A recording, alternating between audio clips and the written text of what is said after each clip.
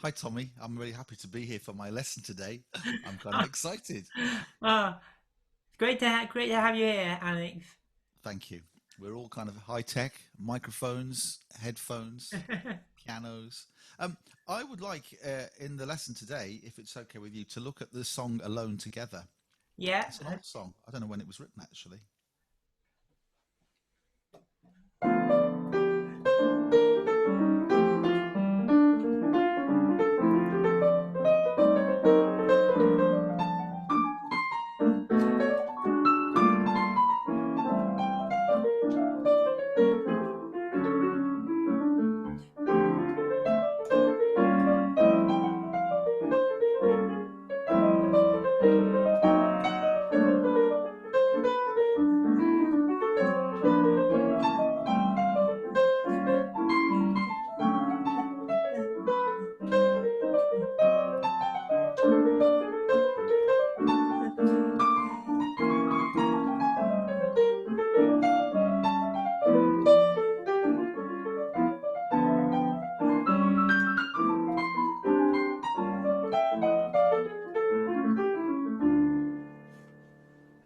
Ah, that's good.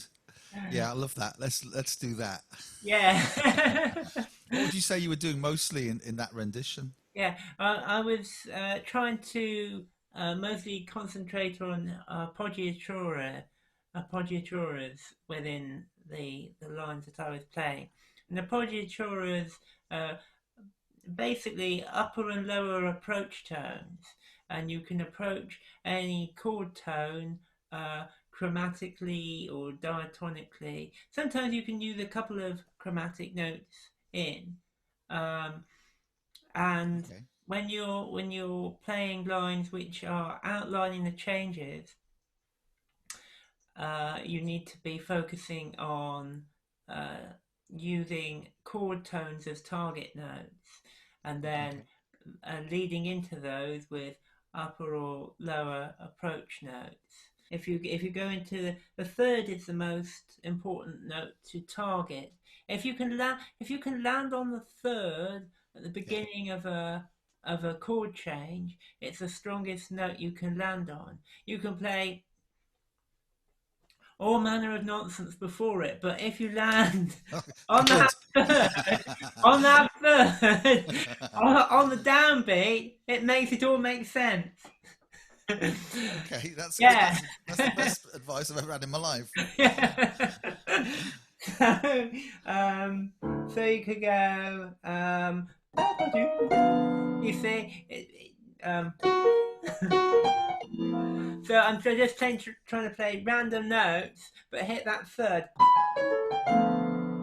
It Okay, kind, so that it that kind being of, the F, you mean? Yeah. yeah, the F is a third of D minor. Yeah. Yeah. Cool. Cool. Yeah. Cool. So building it up slowly, you go below and above. So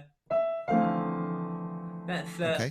Yeah. Yeah. lower approach note, and then upper approach note. So try and play a phrase and end it with going into the third, either using an upper approach note or a lower approach note. Just keep Yeah. it really simple to begin with. So, Okay. Cool. Cool. Okay. Got it. Um,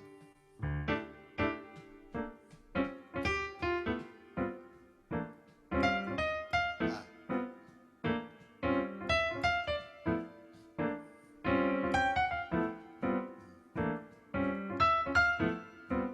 yeah, is that what you meant? that's what I mean. Yeah. Then now you can go. So below and above. So now what we can do is we can go between the tonic and the dominant. So we're going between D minor and A7. But we Okay. do the same with the A7. So here we're going to go um,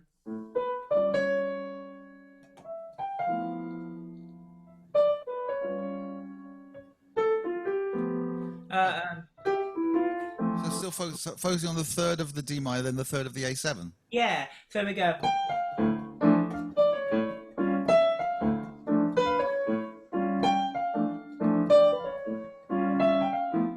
Hey.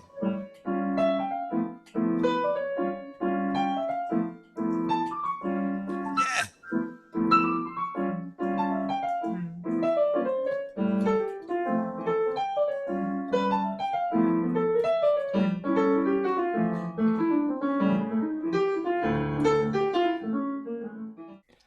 Now let's try the 2-5-1. So E minor 7 flat 5 to A 7 to D minor 7. So now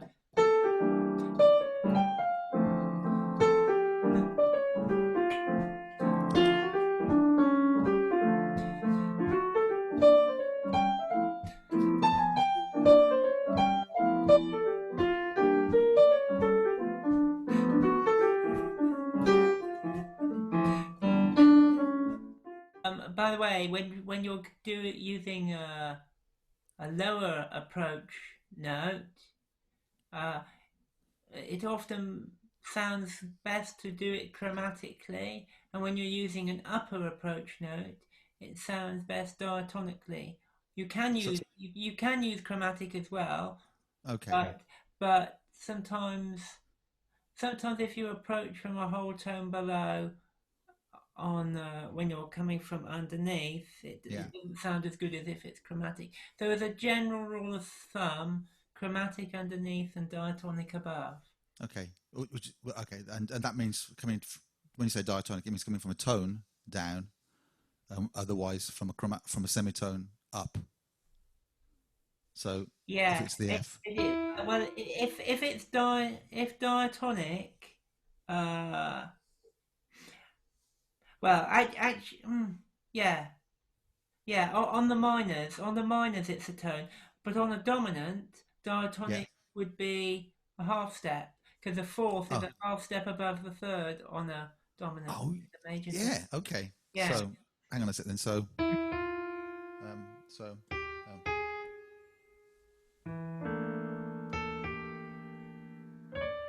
Oh, so I see what you mean. Yeah.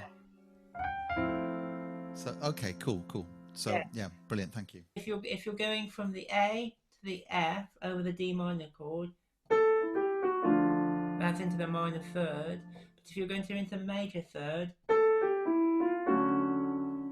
Yeah. It's nice. okay, you do it differently. So there's two variations. Into the minor third, you go down from the fifth to the ninth up to the fourth, the major third into the minor third.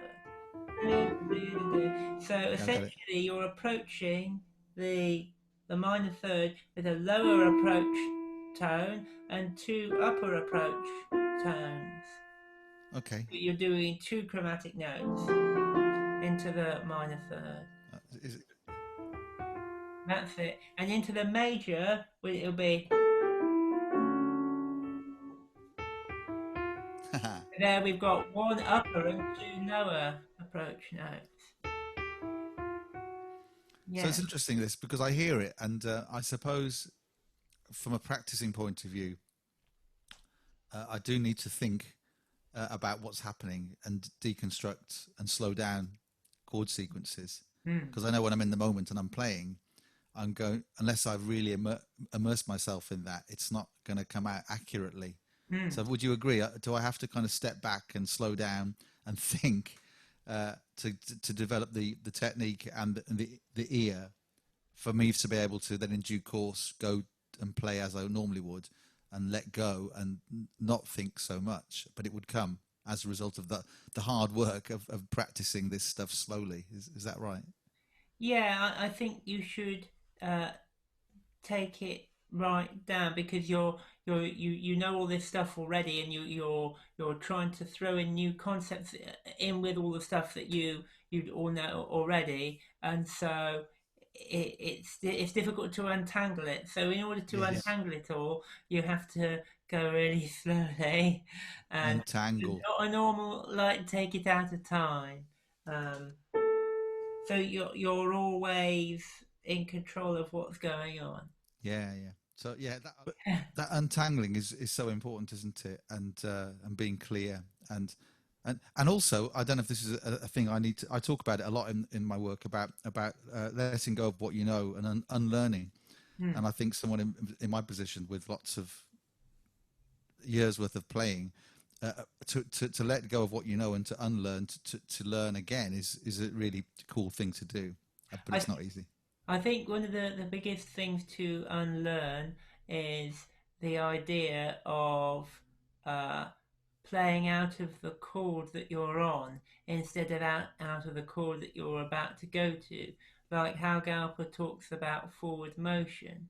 So I think a lot of people they land on the D minor chord and they play their D minor lick, but actually you land on the D minor chord and then you want to be playing out of the next chord that you're going into. So Yeah, yeah, so the first beat of the D minor is actually the start of the next chord. yeah, yeah, yeah, yeah. So, for example, I land on the third on the D minor, but then then I immediately start thinking the next bar is going to be an E half diminished. So, how do I end up on the chord tone of one of the chord tones of the half diminished chord that's coming up? So then I'm working towards that. So I might be thinking I want to land on the flat five of the minor seven flat five, which is B flat. So I've hit that. See what I did there? All those notes were a run up to the flat five of the E minor seven flat five. I wasn't really thinking D. I was thinking, how am I going to approach that next chord tone that I'm going to go into?